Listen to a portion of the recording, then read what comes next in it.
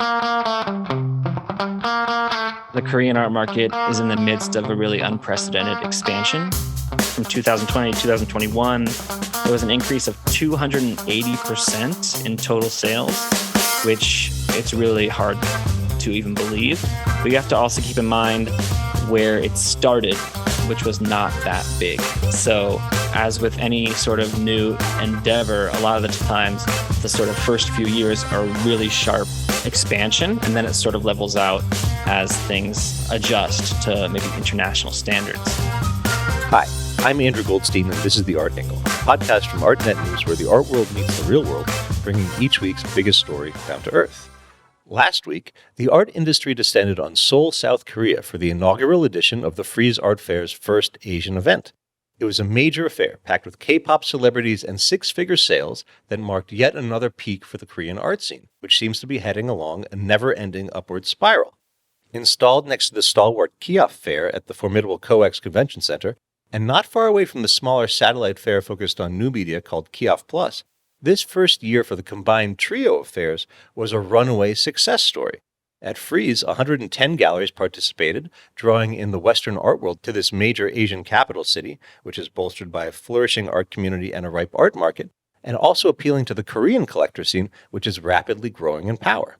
To color the picture from the ground, our Europe editor Kate Brown spoke with Seoul-based curator and critic Andy St. Louis, an insider to the art scene who has been based in Seoul for more than 10 years. St. Louis is the Seoul desk editor at Art Asia Pacific and a contributing editor at Art Review Asia, and you can also catch his byline on Artnet News. In 2018, he founded Seoul Art Friend, an online platform dedicated to promoting contemporary Korean art, which you can access at soulartfriend.com or on Instagram and Facebook. He is currently writing a survey of emerging and mid-career artists that is due to be published in summer of 2023. Here, in the episode that follows, Andy and Kate debriefed on the goings-on around South Korea's major launch into the international art scene and discuss what opportunities and challenges lay ahead as Seoul continues to transform itself into a major art world hub. Enjoy the episode. Hi, Andy. It's nice to have you on the podcast. I hope you're keeping dry and safe in the midst of what I heard is a raging typhoon in Seoul right now. Yeah, it came down pretty biblically the last few days, but today was beautiful, some nice fall weather. Everyone's recovering from the frenzy of Frieze Art Fair. Moods are high. Everyone's kind of coming down off of what was really a quite exciting week. Great. And I feel like a typhoon is a nice dramatic end to it all. So before we get into it, I wanted to just start with you for any of our listeners who have not read your byline before or heard you on a podcast before. You've been working professionally from South Korea for more than a decade, but tell me, where are you from originally? How did you end up living and working in Seoul particularly? I'm from Southern California originally. I first came to Korea in 2009 in the midst of the economic recession, having graduated from college with an art history degree and having my options really curtailed by the economic realities of the time. But after getting my bearings and sort of settling down in Seoul, my eyes were really opened to the country's impressive contemporary art scene. So it was obviously slightly smaller back then, but it was still very active with major domestic galleries shaping the direction of the art market. Also significant biennales in Gwangju, Busan, and Seoul, serving as platforms of exchange between Korean and international artists. And also what really struck me at the time was this very robust network of alternative and artist-run spaces, which catered to the sort of more experimental and emerging segment of the local art ecosystem. So over the past more than a decade, I've watched the contemporary art scene in Seoul continue to grow as a journalist and an art critic. And in 2018, I started the online platform Seoul Art Friend in response sort of to the building momentum and market attention that Korea was beginning to garner in national art circles and also among the local art community as well. Wow. Okay. So you sound like you're in the right place at the right time because it's boom time in Korea right now, especially when it comes to the art market. So last week we had the first ever Frieze Seoul, and then there was a new Kiaf Fair and of course the stalwart original Kiaf Fair. There was a lot of anticipation ahead of this, of course, but I'm wondering what it was actually like. So how did this official birth of the so-called international art market in Korea go? What was the mood on the ground last week? By all accounts, the fair was a really huge success. Tickets were completely sold out, which is sort of par for the course with a Frieze art fair. But there were around 70,000 visitors that have been reported. And it was definitely a bit of a hectic run up to the opening because exhibitors were only given a single day for installation. So everyone was kind of running around trying to get everything together. But from what I've been able to gather, visitors and exhibitors alike were really favorably impressed by the overall presentation of the fair. So it took place in CoEx, which is the name of Seoul's massive convention center. But the overall feel of the fair was still very elegant. It didn't have any sort of sterile convention center vibe. The booths were really sizable. There was a lot of sort of breathing room in the wide corridors between rows of gallery stands. And the show was separated into two adjacent halls. The front one had, I guess, about 80 galleries in a sort of normal setup. And then the second smaller hall had Frieze Masters over to one side with the sort of typical Frieze Masters style booths with the sort of ceiling scrims and a little bit more elegant museum presentations. And then on the other side, you had just the normal booths. You had Gagosian and Gladstone and Ropak, big galleries back in that section as well. So in total, there were about a dozen Korean galleries that took part among 110 galleries total. And that included two young galleries in Seoul that participated in the fair's Focus Asia sector, which is curated by a Korean curator and also Christopher Liu. And then two more established Korean galleries were also in the Frieze Masters sector. So Korea was pretty well represented throughout. There was a robust talks program that took place on site, and there was also a film program held at two off-site venues. And I think both of those were mostly attended by the local art community. The film program was organized jointly by Kyopo, which is a nonprofit organization in Los Angeles, supporting artists and other creative professionals, and also a curatorial collective here in Seoul called WES, which is very well regarded. In terms of the general mood, everyone seemed very upbeat and very excited about the fair, but also about sort of being in Seoul in general. You know, I think for a lot of foreign gallerists, it was their first time visiting the city. And I kept hearing people gush about the energy on the ground and really looking forward to the promise of greater things yet to come as the country's art market continues to open up. Wow, so much going on. I'm curious, how did the attention get split between all the fairs? Because, of course, Kiaf has always been there, but now there's 110 minus the 12 new galleries. How did Frieze and Kiaf fit together in the end, and how was the attention split between them? My colleague Vivian Chow, who was on the ground, reported that actually Kiaf participants were quite unhappy and that the energy at Kiaf was not the same as in previous years, that Frieze stole the show. Both fairs were held concurrently at CoEx with Frieze upstairs and Kiaf downstairs. And VIPs were able to use their passes to access both fairs, but I believe for regular day passes, they were separate tickets. Just a little background on Kiaf. It's been around for, I think, 21 years now. It's the country's sort of premier art fair. In addition to its main event this year of over 160 galleries, it also launched a satellite fair this year called Kiaf Plus, which had an additional 70 galleries, I think, in a smaller, older, separate convention center about 10 minutes down the street. So I think having Frieze and Kiaf at the same place was a very appealing proposition for local collectors. This kind of one-stop shop that's very convenient and very efficient, especially in a huge city like Seoul, where getting from place to place is not always that straightforward. But it also means that it was a lot easier to make comparisons between them. And I think in that kind of calculation, Frieze was at a major advantage for a couple of reasons. Kiaf is organized by the Galleries Association of Korea, which has at least 100, probably hundreds of member galleries. And so the fair caters to these member galleries, which means applications are a little bit less selective than international art collectors might be accustomed to for a major art fair. A lot of these galleries operate at a much smaller scale and work with artists that have very little appeal beyond the local art community. So for international collectors who visited both fairs, I think that a lot of the work on view at Kiaf probably seemed quite provincial and out of touch with contemporary art trends globally. In terms of the actual presentation, the overall production quality was much better at Frieze. At Kiaf, I noticed little things, just the seams between the wall panels were not that flush. The carpets were not that well fitting. It was very cramped and squeezed together, and it was just not as pleasant of an experience. As for overlap between the fairs, I think that the majority of VIPs probably did not venture beyond the friendly confines of Frieze and the glasses of champagne that were flowing during the VIP opening. But I know that local audiences definitely took advantage of the opportunity to see both fairs. And I think that's a valid plus on the whole for the inaugural edition of this sort of cooperation between these two fairs.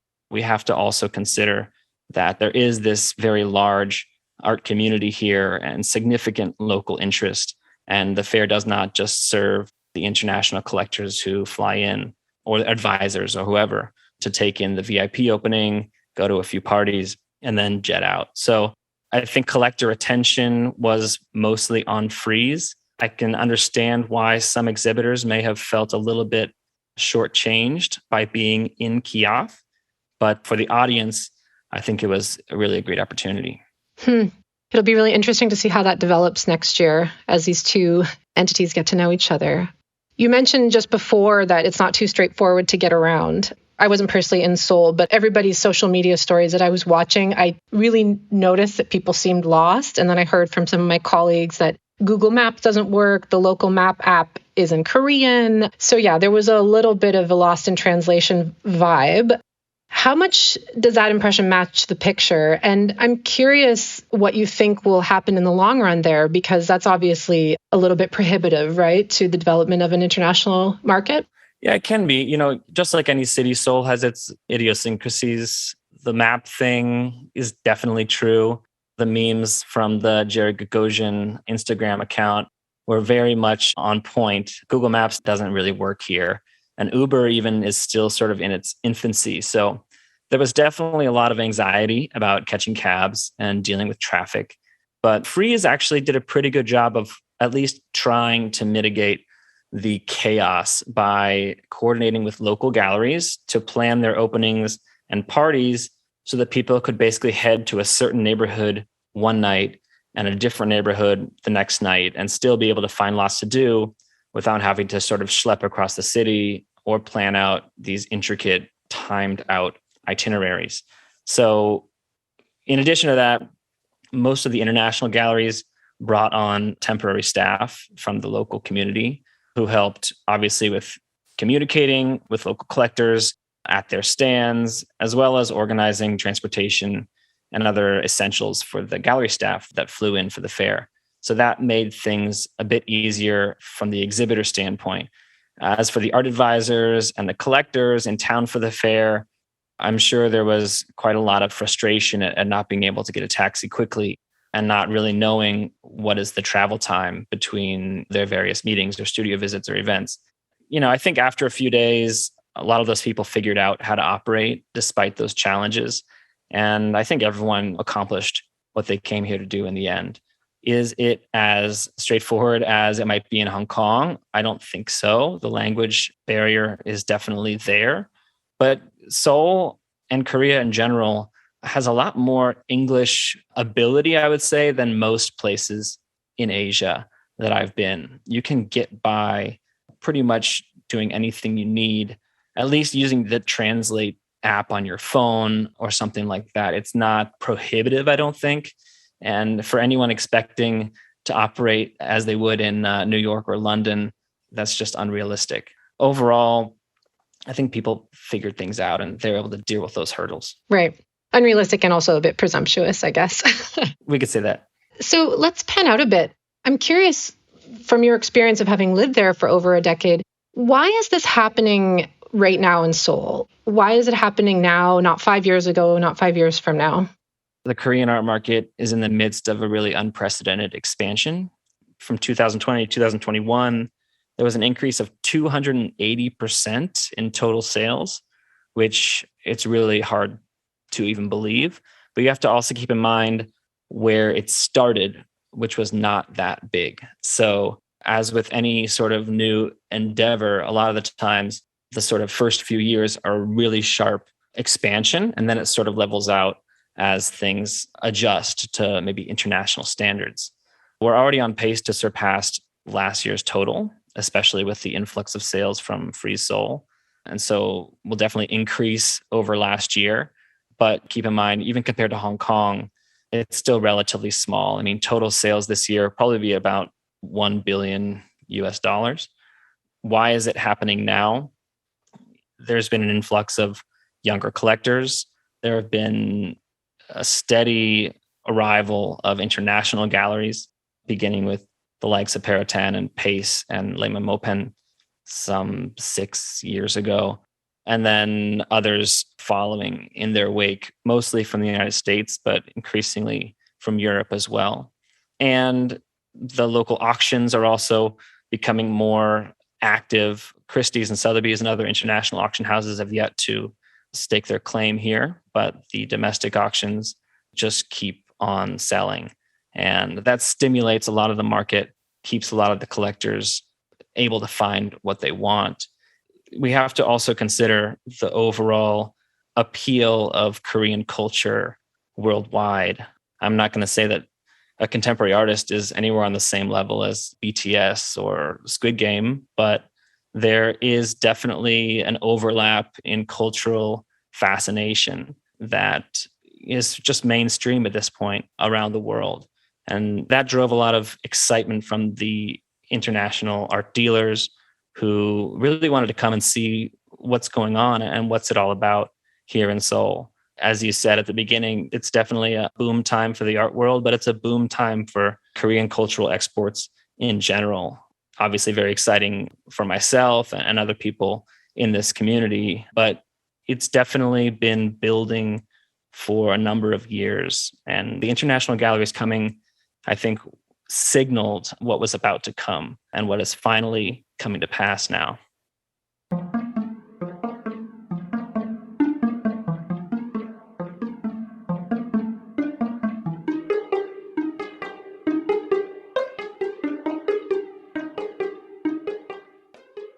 In what ways is the government incentivizing this for everyone? In terms of the commercial art world, there's no direct incentives for art galleries, but there is an implicit sort of stimulus for the art market by virtue of the Korean tax law, which has no VAT and no import tax on artworks, which is comparable to Hong Kong, obviously. It's very advantageous for overseas galleries looking to introduce their international roster to the local market. There's no prohibitive factor for bringing in show after show after show of their American and European and global artists. So that's a huge stimulus, definitely. But the government also supports the local art community in a really significant way, especially when you consider the size of the country. It's a country of 50 million people, half of which live in and around Seoul. And the amount of support, it's essential. And it's what has allowed the art market and the art world here to develop to this point, because Seoul did not just emerge out of nothing as a viable sort of art market hub. It's been since the late 90s when the Gwangju Biennale started, funded by municipal funding. You have the Busan Biennale, the Seoul Media City Biennale, Korean Pavilion at the Venice Biennale. These are all funded through public money. But really a significant proportion of that funding goes to artists and art spaces directly, which allows for a much broader range of individuals to present exhibitions and undertake projects that they might not otherwise be able to. And whether it's allocated by the federal government or by the municipal government, these funds are really essential for artists more on the emerging end of the spectrum who might not otherwise be able to sustain their careers after graduating from art school. It sort of takes care of them, or can take care of them, for the first 8 or 10 years and allow them to really develop and find an audience and find their vision for what they're creating. So support is strong across the board, and the galleries certainly benefit from these tax policies. Wow, that sounds like such a winning combo. I feel like most other art hubs have one or the other in terms of tax friendliness or state funding, but it's rare to get both. Pivoting back to what you were mentioning about the top tier expat dealers, Tadeusz Ropak, Galerie Koenig, Prez Projects, Pace, Peritain, as you mentioned, they've all opened outposts in the city. I'm curious what your projection is. Are there more to come, or do you think that this is sort of the peak of it? And I'm curious how fierce the competition really is within the Seoul scene, like outside of the fair. I do think that more will come. We're currently in sort of the second wave of arrivals, with Ropak leading the way, but also Gladstone, Very Small Fires.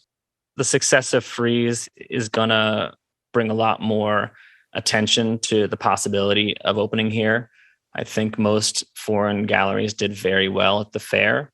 I think most, if not all, will try to come back next year. And as they build relationships and as they continue to place works here, I think the possibility of opening a space becomes a lot more realistic.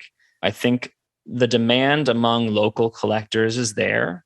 I think the city can accommodate more international galleries that will arrive in the next few years.